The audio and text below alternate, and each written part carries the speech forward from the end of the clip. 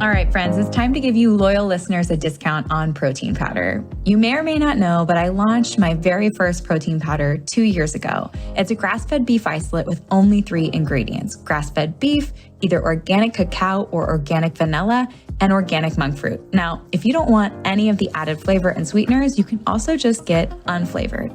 And no matter what flavor you choose, you're getting over 23 grams of protein per scoop, which is going to keep you full and satisfied between meals. I love starting my day with a Fab4 smoothie and breaking my fast with that much protein. It makes a serious difference in my cravings and blood sugar balance the rest of the day, and I've seen it with my clients as well. Now, I never thought I'd own a product company, but when I got pregnant with Sebastian, I realized the majority of protein powders were chemically extracted or enzymatically extracted, and I wanted to use heat and water only. I wanted minimal ingredients because we don't need those emulsifiers, fillers, or added vitamins, minerals, and probiotics. All of those additions increase the chances that it's not going to work for your body, whether it be bloating, digestion issues. I just wanted pure, clean protein to keep you full and satisfied so you could build the most delicious Fab4 smoothie. And I have to say, I'm pretty proud of the flavor. If you take a look at our reviews on Amazon, you'll see 5-star reviews for flavor. And that is key, because if you don't love your Fab4 smoothie and you don't love drinking your protein powder, you're not going to do it. It won't become a habit, and it's consistency that outpaces everything. So if you're here and you're listening and you want to give our protein powder a try, use the code podcast5 for $5 off your order. And let me know if you love it. My favorite ways to apply this protein powder is in my Fab4 smoothie, making freezer fudge, making chocolate milk, making hot chocolate, and throwing the unflavored into all my kids' baked goods. So let me know how you use it. Let me know if you love it, and share this podcast deal with your friends.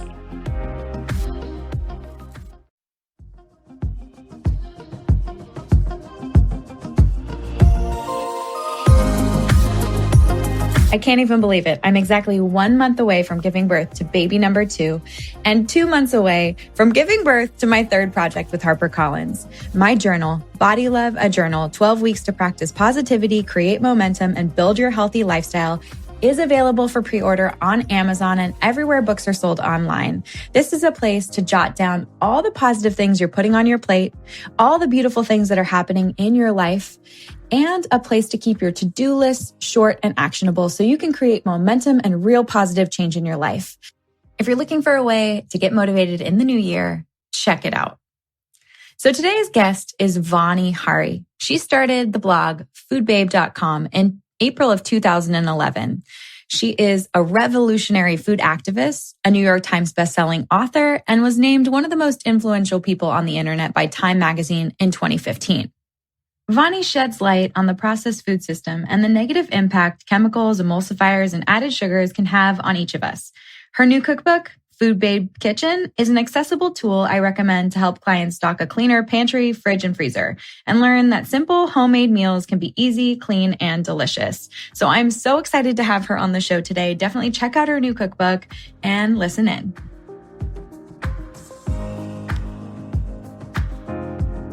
Yay, Vani, thank you so much for sharing your time with us today.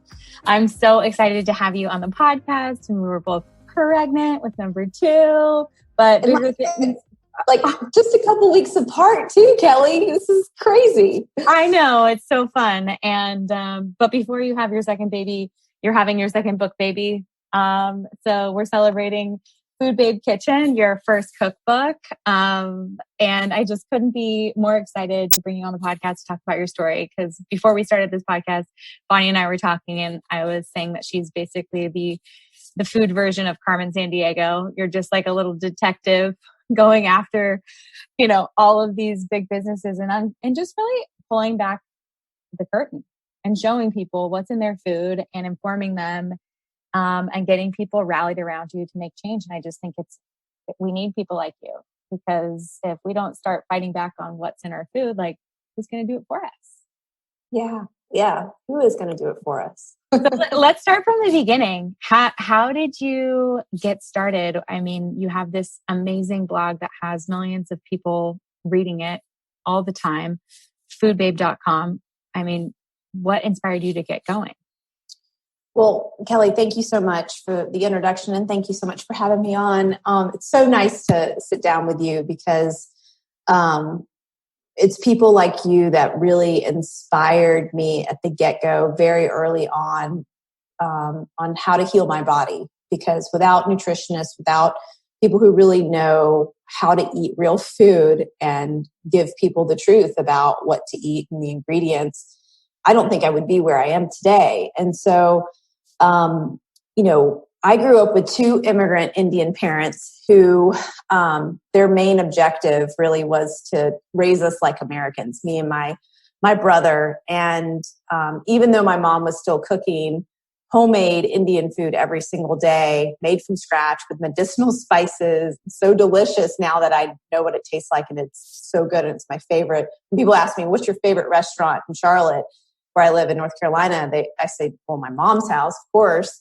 And, but I wouldn't have said that for probably the first 20 years of my life, because I just shunned her cooking because it looked so different than what the kids at school were eating and what my neighbors were eating. And I wanted to just fit in. And I was the only Indian kid on the block, the only Indian kid in my elementary school at one point, and, just wanted to fit in. And as a result, had a lot of health issues growing up.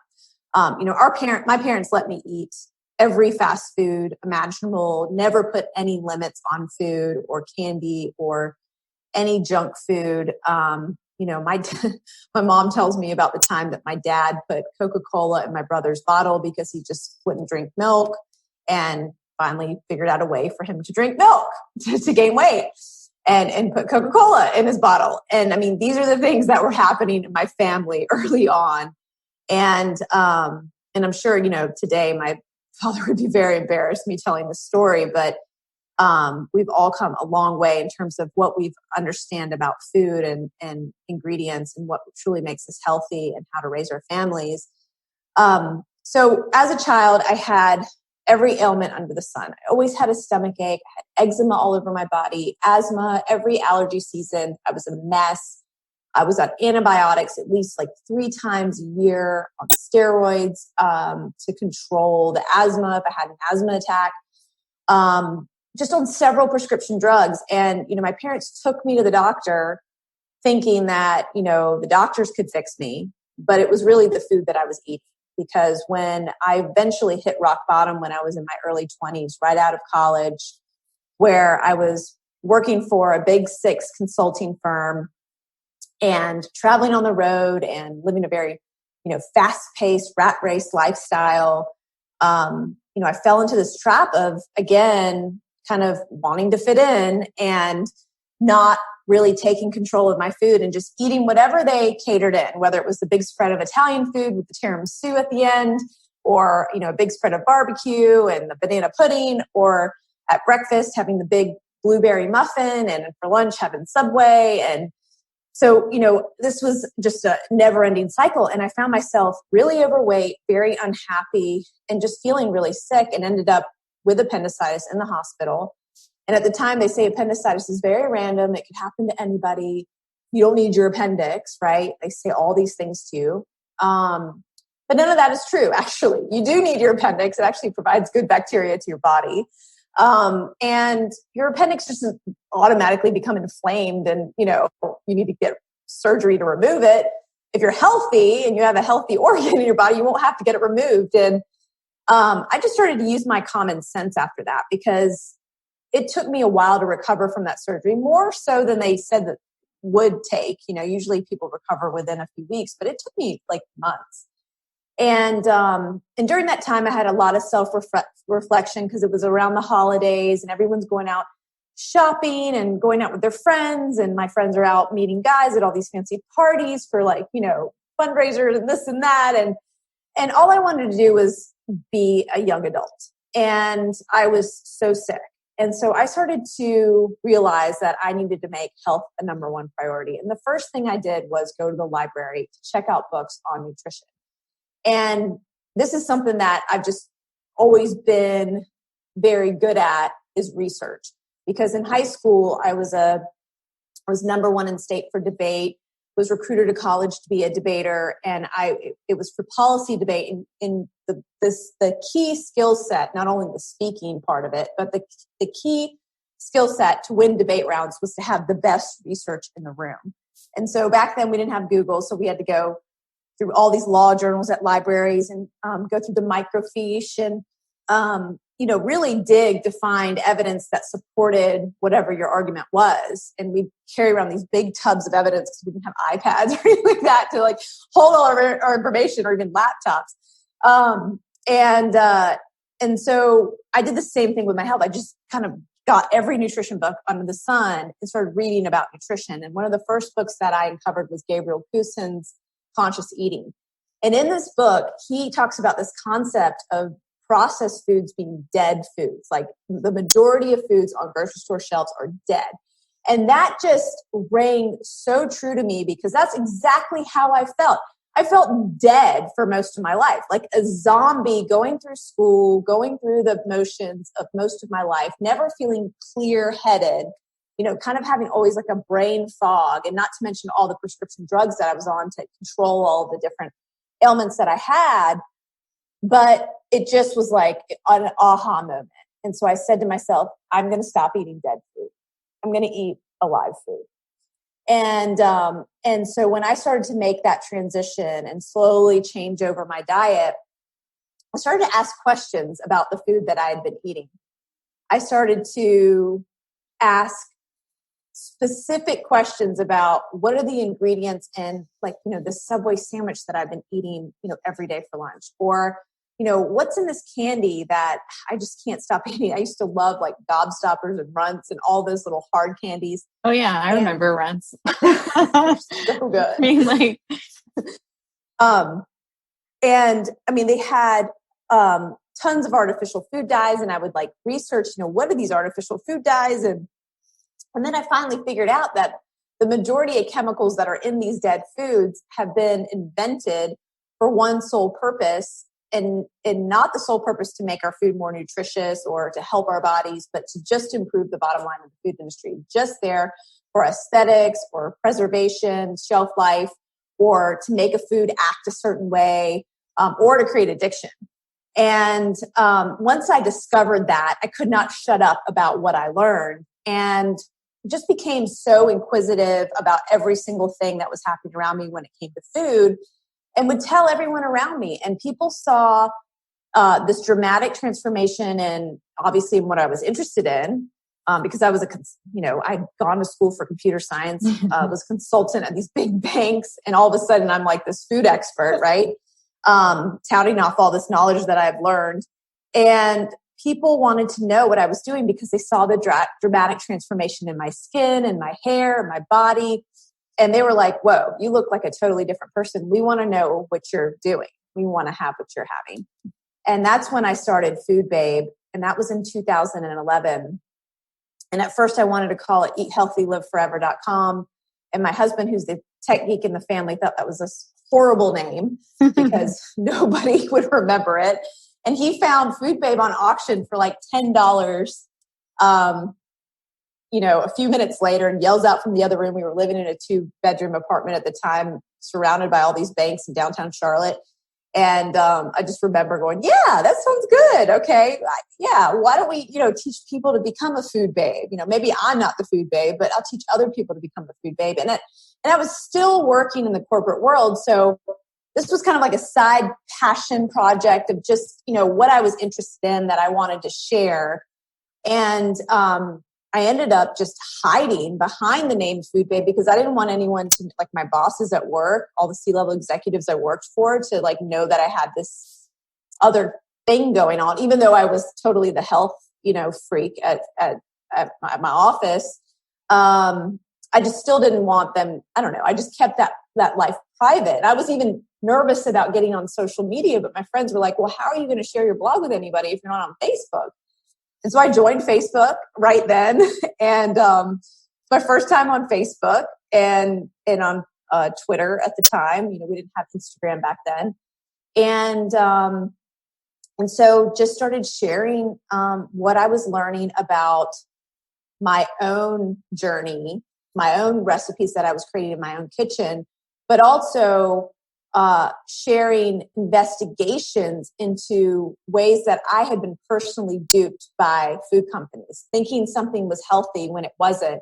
One of the first investigations I did went so viral was on Chick-fil-A chicken sandwich, how, a Chick-fil-A chicken sandwich has close to 100 ingredients. Now it has a little bit less, but it used to have close to 100 ingredients. And the first ingredient was MSG. And it still is one of the first ingredients. But it just blew my mind to discover this information. And this is something that I was eating every single day after I would go work out in college. I would go buy a Chick-fil-A because it was under 400 calories. And I saw the calorie and the fat grams and was like, in the protein count. And I was like, oh, this is healthy. Yeah. And so once I discovered what was actually in the sandwich and all of the chemicals, and it went viral. And I described these chemicals to people. And one of the oils that they were using, or one of the preservatives in the oil that they were using at the time, was called TBHQ. And TBHQ is actually found in a lot of products, not only in Chick-fil-A at the time, but it's found in Reese's Peanut Butter Cups today. And Cheez-Its and other very popular products. But this is a chemical that's a synthetic preservative that literally it harms your immune system, creates an immune response to things around you if you're allergic to it, or, hey, you encounter a virus or something else that kind of lowers your immune system so that you contract kind of these things. And, this is in our food. And it was really enlightening when I started to research these chemicals and what they do, what the purpose is, why the companies are using them, but then also what is the negative health effects of some of these chemicals? What is the research that's been put out, and why do other countries ban these chemicals? And that was very enlightening to me. And when I started sharing that information on Food Babe, things started to go really berserk, in that I started to create this amazing community of people that not only care about their health, but they care enough to sign a petition and get a company to change and demand that we have better food, and people that are just so incredibly caring about the world around them that they would take the extra time to do these steps. Meet me at Kraft headquarters to deliver petitions to remove artificial food dyes from Kraft mac and cheese. I mean, it was just incredible, the community that we built with Food Babe, and that's kind of how it got started. You can see how on your own, for your own personal journey, how doing what you did in high school and getting into the research like you did when you were, on debate team, or going to school for debate, political science, and to be able to use that tool and that skill to go back and really uncover what was in the foods that I'm sure you loved, and then having that knowledge and having the education to understand how you were being duped. I think knowledge is power. It's one of the things when working with clients all the time that I am so about. I think we can get overwhelmed, and there's fear mongering, and there's this and there's that about everything in food. But when you just get down to the facts of is it a whole food? Is it fruits? Is it vegetables? Are we using clean proteins? What are the options here? And really pulling back what you're doing, which is pulling back the curtain, showing people the chemicals. Then they feel empowered to make a different choice, and they feel like they know a little bit more about what they're eating, instead of blindly just saying well, this just has this much protein in it, or this has this much fat, or it's only this many calories. And I think that can be so deceiving for so many people.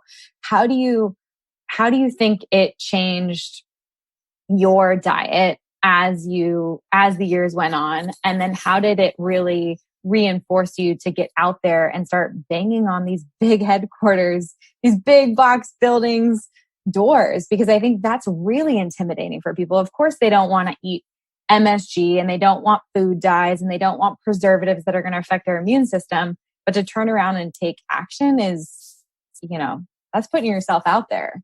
What was that transition like? And how did you kind of have the guts to do it?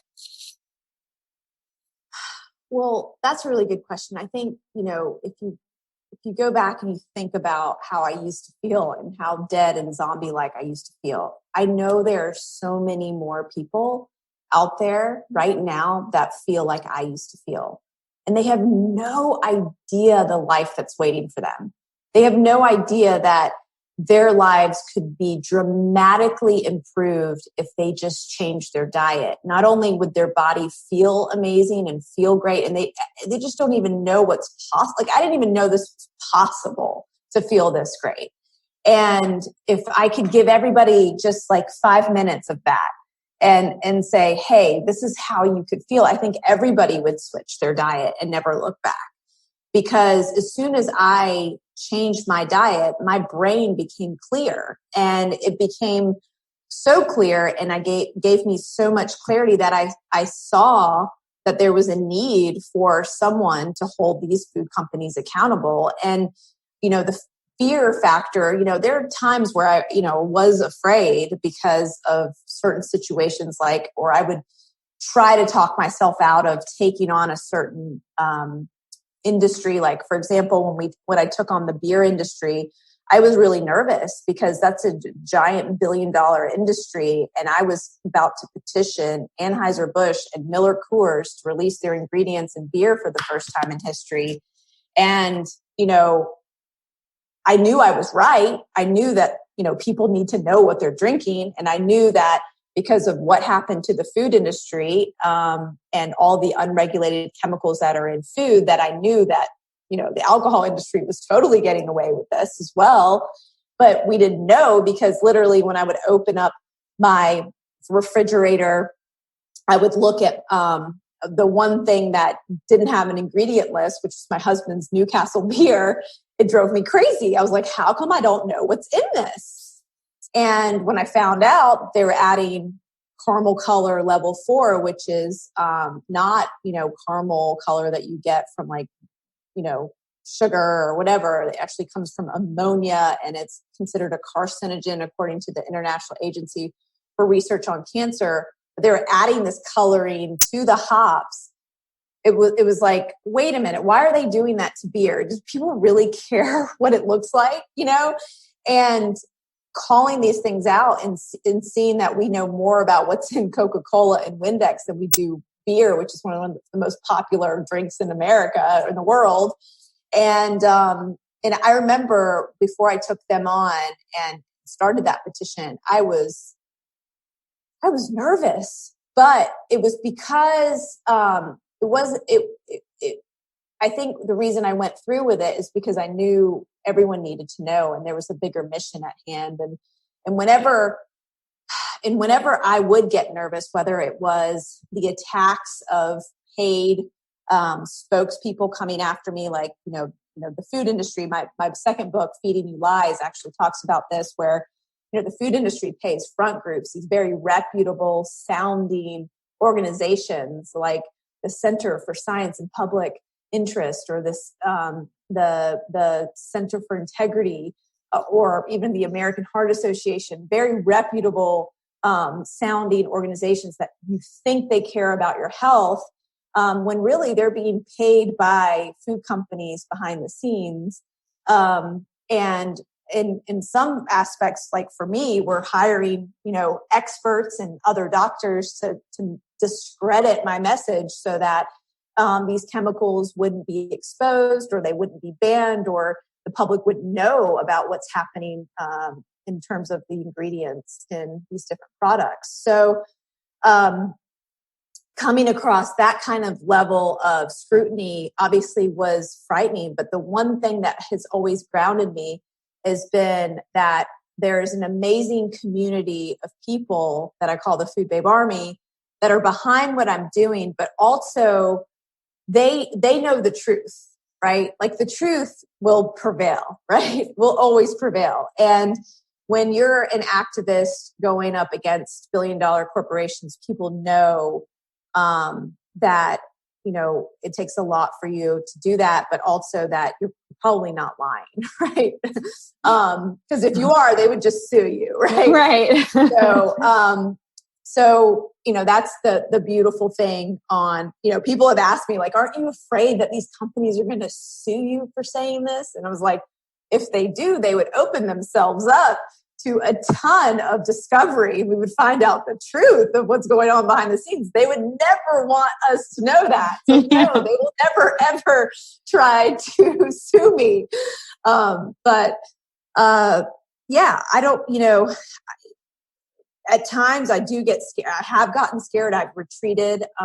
But writing Feeding You Lies was very cathartic in getting out the information, exposing the people who were being paid by the food industry. I'll just give you one side story here. I mean, there was a huge profile done, actually I have framed on my wall in my hallway, profile done in the New York Times about me right before my first book came out. Or no, right after the first book came out. But the interview happened right before it came out. And this writer has 3 or 4 antagonists in the story of people who are trying to discredit, what I'm doing or have some negative comment. And that's what the New York Times does, right? No one gives anybody a fluff piece anymore, right? Which is fine. The reporting, you have to report, right? But the one thing they didn't disclose, which drives me nuts to this day, and why I wrote an entire chapter about this, is they didn't disclose that Fergus Clydesdale, one of the people that they interviewed, was on the board of Sensient Technologies, the company that makes caramel coloring, the same caramel coloring that's in the Newcastle beer that I called out, but also the caramel coloring that I got Starbucks to remove from pumpkin spice lattes and all their coffee drinks.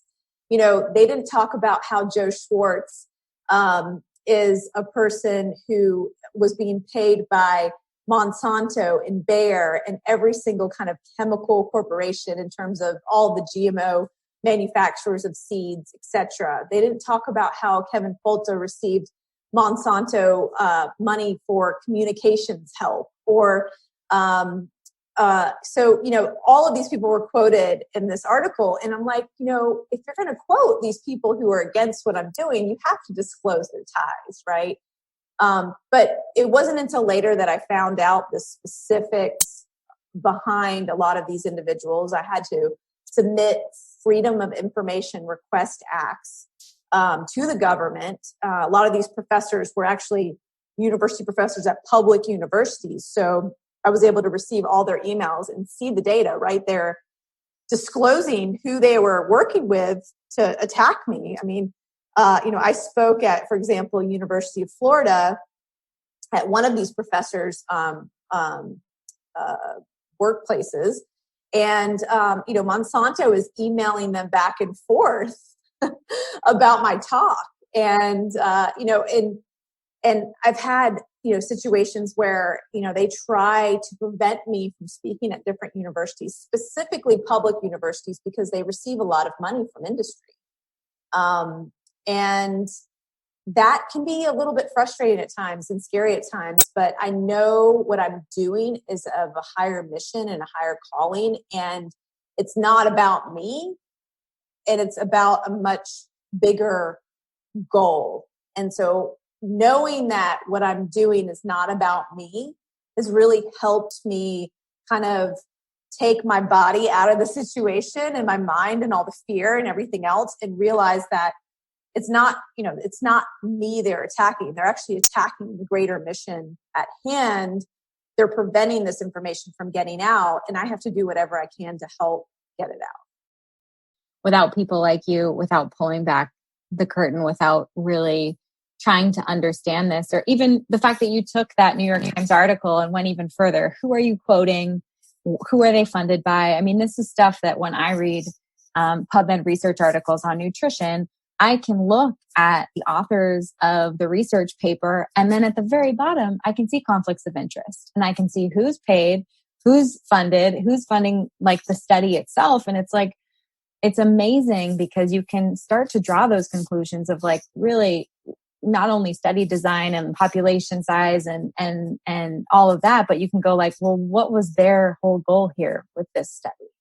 And that's the hard part when you get headlines in newspapers and on TV about where it's just like, oh, we're going to take this person's word for it. And here's a flashy headline to scare everybody, or here's to discredit someone. And you really are doing just like such amazing work. And you have, I know, a big mission behind you that goes beyond just trying to tear down big companies, but just hold them accountable, which I think is really, really important, and something that I see, sometimes because I've followed you for a long time and really love everything that you're doing.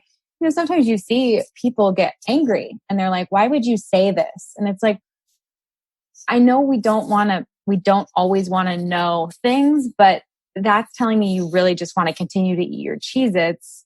You don't want to know what's in your Cheez-Its.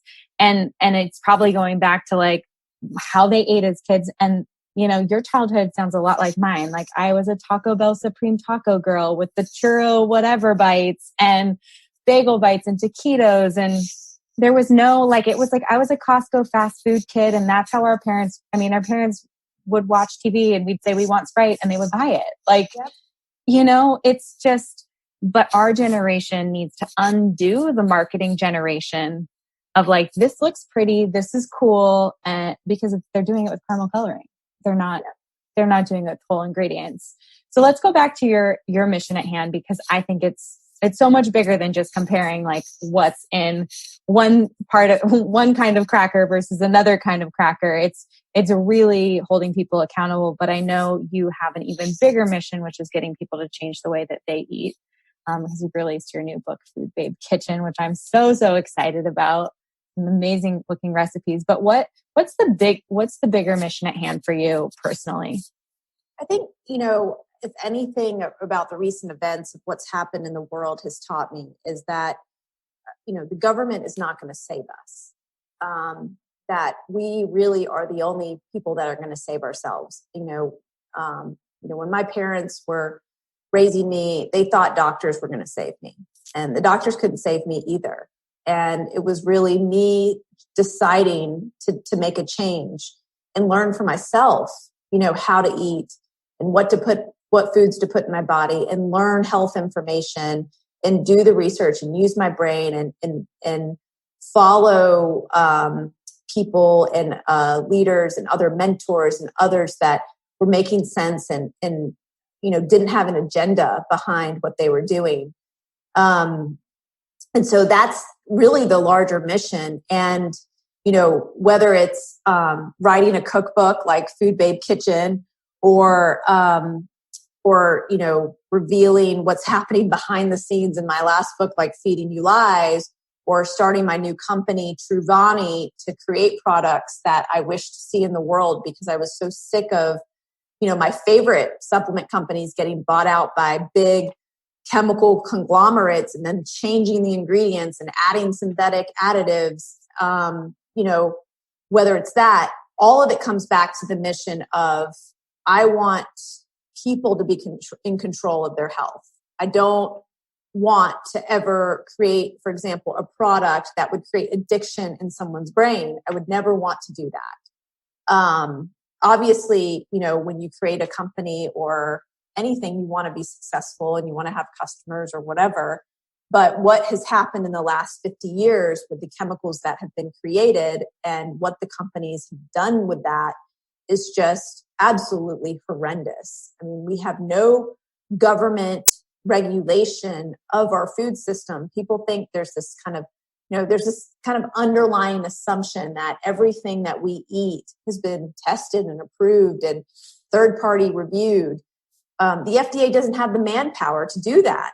And so they rely on the food companies themselves to approve these additives. And these additives aren't there to improve our health. They're just there to improve their bottom line. So once you realize that, I don't want to be part of this science experiment anymore, and you decide to say, you know what, I'm not going to eat these ingredients, you can really start to dramatically change your body. I mean, I think, there's a lot of intricacies in nutrition, but I feel like you can really simplify it by getting down to these 3 simple questions every single time you eat. What are the ingredients? Are these ingredients nutritious? And where do these ingredients come from? If you can answer those 3 questions about what you're eating and feel good about it after you've answered those questions, then it's probably a really great thing. Now, if you're asking yourself those questions and you don't know what's in your food, that's a problem. If you're asking yourself these questions and there's a chemical that you read on an ingredient label, but you know it's not nutritious, that's a problem. If you know you're eating this food and you don't know where it comes from, it's some meat that you have no idea how it was raised, that's a problem. So, once you ask yourself those 3 fundamental questions, I call it the 3-question detox, because it's just, food is not complicated. I think the only people who have made food complicated in the last several years has been the food companies themselves, the food scientists, the marketing, right? And, but food isn't complicated. And I want people to recognize that it's really simple once you just go back to nature. It is. It's so true. If we lived in, I guess we want to call it like olden times, you'd have your garden out back, animals on the pasture, you'd know exactly where it was coming from, but now it's coming to you in a box. That's probably in a bigger box that landed on your front door, stuff that could be there for a week and it'd still be considered food, which is really discouraging.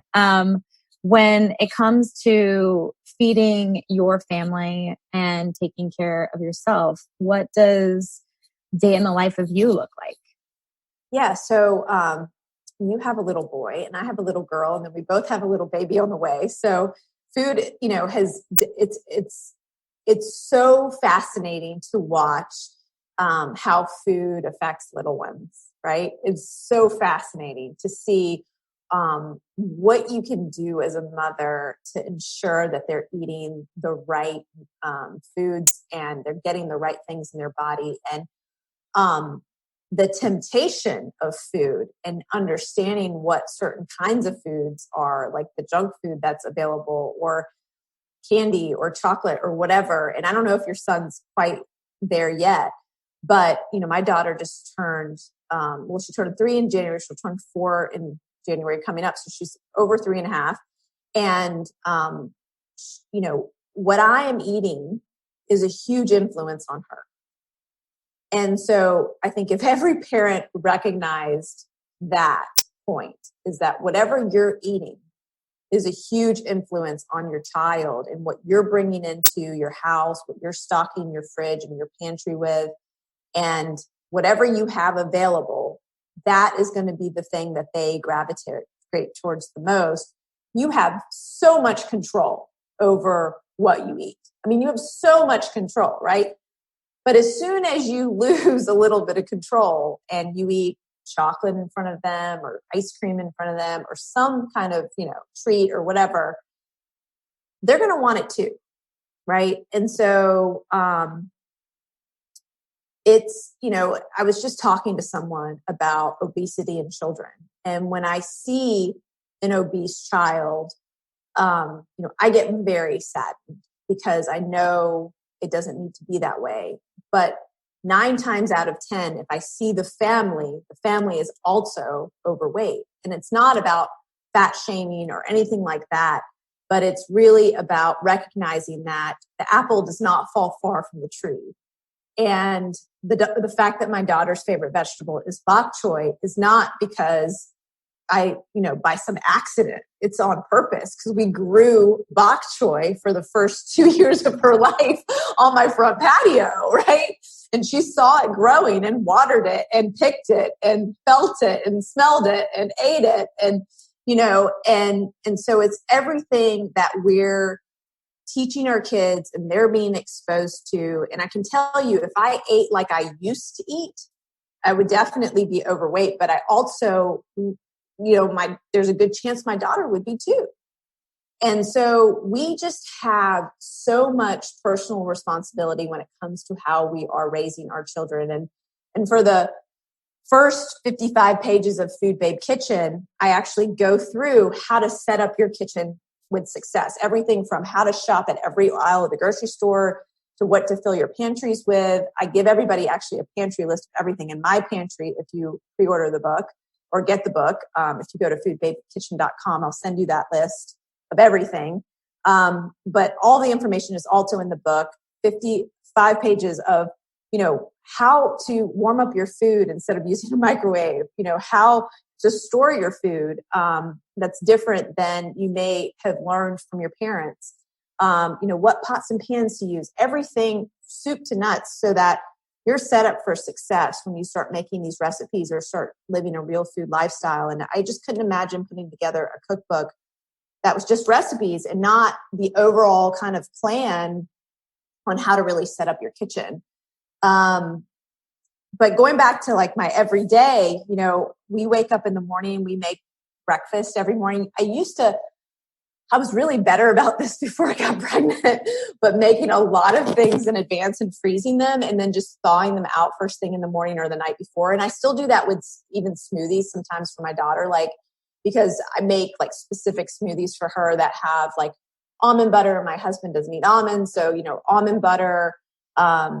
There's a recipe in Food Babe Kitchen that is her favorite smoothie. It's almond butter, pineapple, mango, kale or spinach, and a little bit of ginger.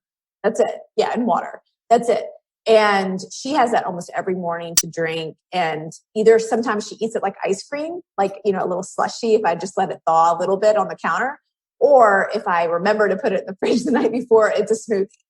And she loves it. And, she's having kale for breakfast, and before school, it's amazing. And then she loves French toast. So we make, with pasture raised eggs. I just scramble them up first thing in the morning really quick, put a little vanilla and some sea salt and maybe a splash of grass-fed milk. And then I take Ezekiel cinnamon bread, or even the regular bread, and just dip that in the egg batter. And she's having, an amazing breakfast that is full of protein, like very unrefined, along with that kale smoothie. And I'm feeling really good about that, And then another thing that we do in the morning is, I don't like to spend a lot of time on breakfast, but this is just my amazing trick for eating steel cut oats in the morning, because I used to sit there and wash it on the pan and like wait 25 minutes for them to cook. And half of it would be burnt at the bottom. And I would just be like, oh,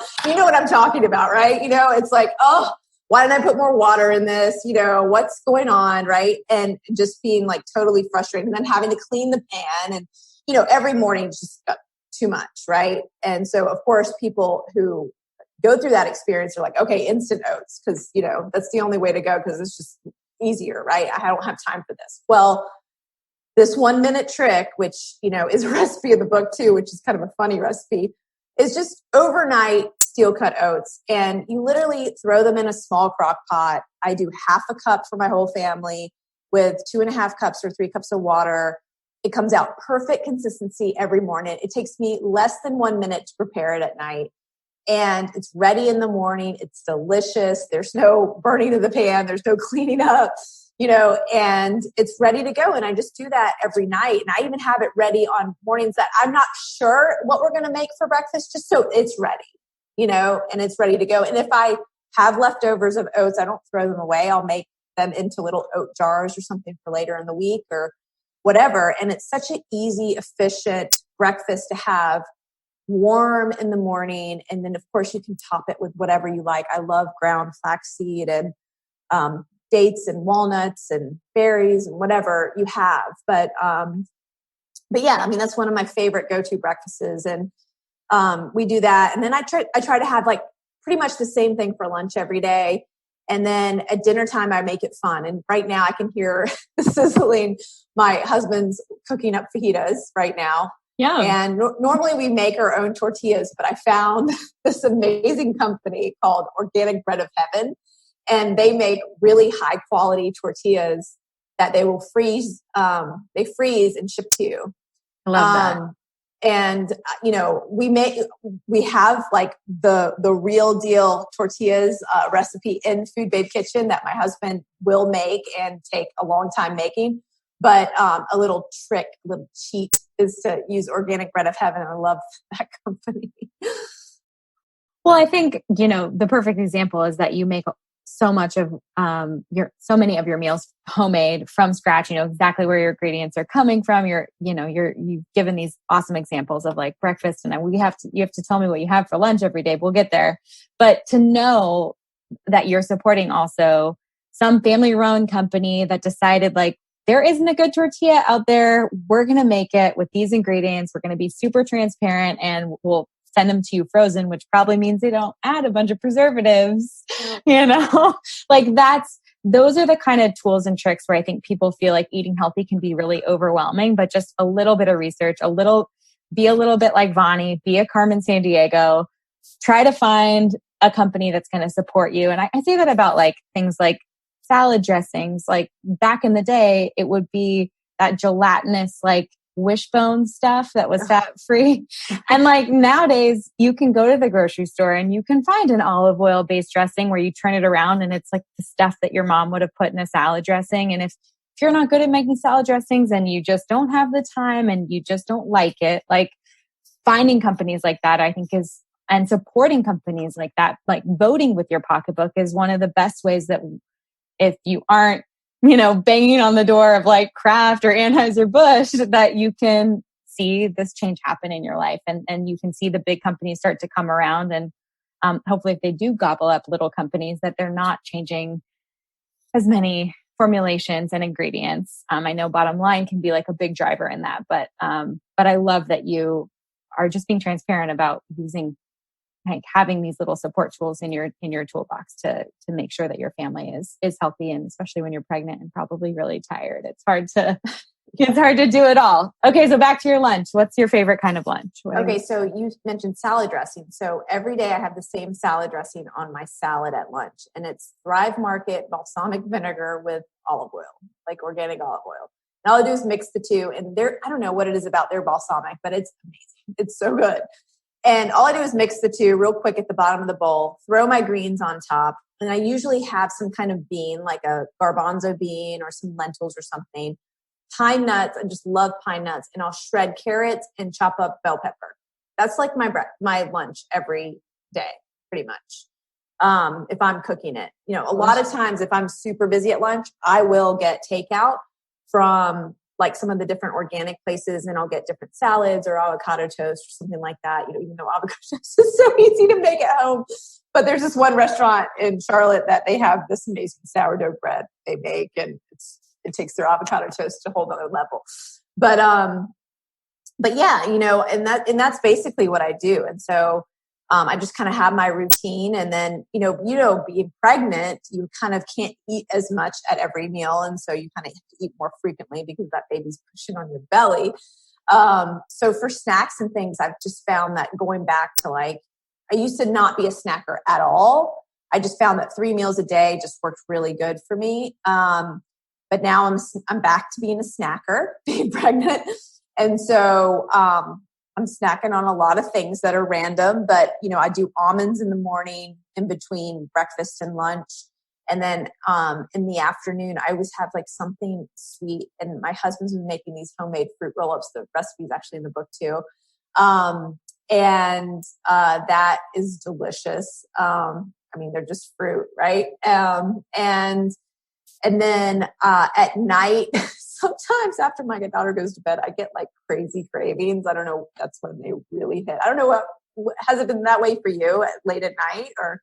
This pregnancy, in comparison to the last, I had a lot of food aversions and nausea in the first trimester, and I've had like way more cravings for like chocolate. And which is super weird because I didn't even like chocolate until I went abroad after college and went traveling. Like I never even ate it. I was like, it's gross. I would never. And now I'm like a huge fan this pregnancy, but I think every pregnancy is different. Yeah, it is. But I want like a bagel. Oh, that's amazing. Yeah, I want like a bagel. So, Dave's Killer Bread makes pretty good, like, better for you bagels. I have those kind of in the freezer just in case. So I'm not like getting like a conventional bagel or anything, but, and I'll eat half, but it's like, that's been like my biggest craving. But it usually hits about 10 o'clock. There you go. You're like, get in bed, sister. I know, but it's true. Pregnancy, your blood sugar just drops a lot faster. You aren't able to eat as much. So more frequent meals can really like support that blood sugar balance and feeling energized and focused and all of that. So that's awesome. I love it. I think I have a couple more questions before we wrap up today, but I want to know what's next for you. Obviously, you're probably going on a virtual book tour. That's probably the plan. What do you feel like or actually, let's scratch that. We'll do this one because I have another question, which is if for those people listening, are there specific fillers, preservatives, dyes that you think people should know offhand to look for that are omnipresent in our food that you know are wrecking human health? Yeah, there are a lot of really bad preservatives, like I've already mentioned TBHQ, and I'm trying to think of other ones like BHT that are in a lot of cereals and a lot of other processed products. But and of course, artificial food dyes that affect hyperactivity in children. So it's something that I would never, ever bring in anything in my house with an artificial food dye, because I would never want my daughter to consume it. Now, I know she's going to be exposed to it at school, and maybe not at the school that she's at now, because they have like a strict vegetable and fruit policy for their snack, which is kind of awesome. But eventually she will be exposed to them at birthday parties, etc. And I just sit down and I talk to her about it. And so she's learning about it. I don't know if she quite understands everything yet, but I'll continue to educate her and learn and teach her about it. My parents never taught me about ingredients. And so it's just an amazing opportunity to be able to teach the next generation about what they're eating and why it's so important. But one of the things that I think is really important for people to avoid, and this seems like such a harmless ingredient. It seems so innocuous. Natural flavors. Natural flavors is something that you see in probably 90% of grocery store products. And the reason food companies use natural flavors is because the food that they've created out of food-like substances, many different chemicals, things to act like food that are in a lot of these processed products, they don't taste good. So they have to do something to make them appealing. And what they're doing is they're creating flavors that originate in nature to create like the best 1/1,000,000th part of a taste. So taking, for example, Quaker oatmeal that's blueberry flavored, and saying, you know what, instead of putting real blueberries in there, which would make it taste awesome, because who doesn't like blueberries in their oatmeal, they're using dehydrated apple pieces because it's cheaper to use that, and dyeing them blue and then putting them in the Quaker oatmeal. And this is just a trick that the food industry has used for many, many years, and it's just grown dramatically, and it's definitely exploded within the organic space as well, that I think we really need to pay attention to. And if you don't want your taste buds being hijacked by the food industry and by the food products that you buy, eliminate natural flavors from your diet. That's such good advice. It's almost like fragrance in a lot of our body care products. Yeah. It's a great way. It's a great way to create that appealing scent or that appealing taste, but you really don't know what's going on in there. And it could be a cocktail of ingredients that they don't need to disclose, because all they have to say is fragrance, or all they have to say is natural flavors. And you're not asking that question, what is it really made of? That's such great advice. And I think a great way for people to avoid those highly palatable foods that are going to hijack their brain and going to make things very addictive, because that's the hardest part, right? It's like if you grew up on these foods and you educate yourself on why they may not be great for you, but then you still remember what it tastes like to have a Cheez-It, or you still remember what it tastes like to have that food when you grew up. It's taking it a step further and saying like, they're doing that on purpose. Yeah. Like they're trying to get me on there on purpose. And there's probably a way that you can make it on your own at home, know exactly what you're putting into it. I love the fact that you're educating your daughter. I think that is the best thing we can do as parents, is just to have those conversations and bring food onto their plate that is healthy and nutritious, and have them be involved along the way. Do you have any other tips for moms who have young children, maybe picky eaters? Maybe they have let the sweets, because I've been there. I mean, gosh knows they may be Siete chips or whatever crackers from Thrive Market, and he'll know, like he knows the chips and crackers are in the pantry. Like he'll ask for that if given the option, not like I want apples or I want avocado, but it's putting that in front of them. How are you supporting your daughter? Again, it sounds like you're getting her involved, but what are some tips you have for moms who want their children to eat a little bit healthier and remove some of these processed foods? Yeah. So I have a specific section of the pantry for my daughter that she knows that like those are her snacks. Like putting fruits and vegetables in the pantry. I know it's weird because it's like dark and whatever in there, but do it and keep them right there, because anytime she's ever seen a juicy red apple up on the counter, or because we kind of hide our other fruit basket, like kind of back behind the coffee maker. And so it's not as visible. But when she sees a juicy red apple on the counter, or a pomegranate or a mango or a banana, she gravitates towards that when she's hungry, right? She just grabs it. So keep some of those healthier options in the pantry too on their level, hide the other stuff. It's so funny. It's like what I do with adults. Yeah. No, it's like if you don't see it, you'll be fine. If you don't see it, if it's not in your house, right? You may need to keep some things in your house for yourself, mom to mom. Yeah. But, kind of keep those out of sight, because once it's in sight, it's no whole bar. But the other tip is, try to get, one of the things that I was talking to a mom on the playground about, she's like, some days my kid will eat the vegetables, sometimes they won't on their plate. I try to do a vegetable, a protein, and a carb, and a fat, and I said, well, why not make 3 vegetables every day? And I said, it's not that hard to do that, because you can still make a variety of vegetables the same way. Like if you're steaming them or sauteing them, or you can have one like lima beans boiling or whatever, you could have all the different things kind of going at the same time. So it's not that much more time, but then you have a variety. And so I have this 3 vegetable rule at every meal, that we have 3 vegetables, and I'm eating them too. It makes me healthy. It makes my husband healthy, but then it gives her the option to choose which vegetables she feels like at that meal. And it's not like, oh crap, she didn't eat the broccoli because that was the only thing I made. And here she comes just on cue. Hi, say hi to Kelly. Hi, sweetheart. Podcast.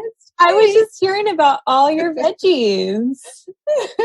That's such a good rule. I love that. I'm going to start creating that. And so that way you don't feel like, how you have that like mom dread, like, oh, I made this squash and she didn't even touch it. Or, oh, what did I do? They only touched the carb or whatever. And you just kind of feel like deflated. Well, try to eliminate that from even happening by making more things.